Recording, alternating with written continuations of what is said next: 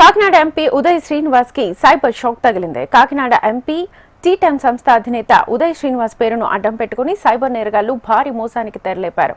MP ఫోటోను WhatsApp profile చిత్రంగా పెట్టి ఆయన సంస్థకే చెందిన ఫైనాన్స్ మేనేజర్ను నమ్మించి ఏకంగా 92 లక్షల రూపాయలు కాజేశారు. ఈ ఘటన ఆలస్యంగా వెలుగులోకి వచ్చింది. టీ-టైమ్ సంస్థలో చీఫ్ ఫైనాన్స్ మేనేజర్ గా పనిచేస్తున్న గంగిశెట్టి శ్రీనివాసరావుకు గత నెల 22న ఓ నెంబర్ నుంచి వాట్సాప్ మెసేజ్ వచ్చింది. ఆ నెంబర్ ప్రొఫైల్ ఫోటోగా ఎంపీ ఉదయ్ శ్రీనివాస్ చిత్రం ఉండడంతో అది ఆయనేనని శ్రీనివాసరావు భావించారు. తాను కొత్త నెంబర్ వినియోగిస్తున్నాడని, అత్యవసరంగా కొంత డబ్బు పంపాలని సైబర్ నేరగాళ్లు సందేశాలు పంపించారు.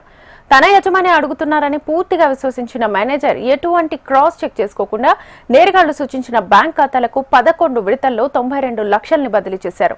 ఈ నెల 8న ఎంపీ ఉదయ్ శ్రీనివాస్ తన కంపెనీ బ్యాంక్ ఖాతాలను తనిఖీ చేస్తుండగా కొన్ని అనుమానాస్పద లావాదేవీలను గుర్తించారు. వెంటనే ఫైనాన్స్ మేనేజర్ ను ఆరా తీయగా అసలు విషయం బయటపడింది.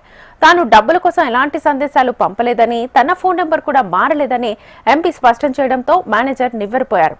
తాను మోసపోయామని గ్రహించిన వెంటనే వారు సైబర్ క్రైమ్ పోలీసులకు ఫిర్యాదు చేశారు. అయితే నగదు బదిలీ జరిగిన 2 వారాల తర్వాత ఫిర్యాదు అందడంతో అప్పటికే నేరగాళ్లు ఎక్కువ మొత్తాన్ని డ్రా చేశారు. పోలీసులు తక్షణమే స్పందించినా కేవలం 7 లక్షల రూపాయలను మాత్రమే ఫ్రీజ్ చేయగలిగారు.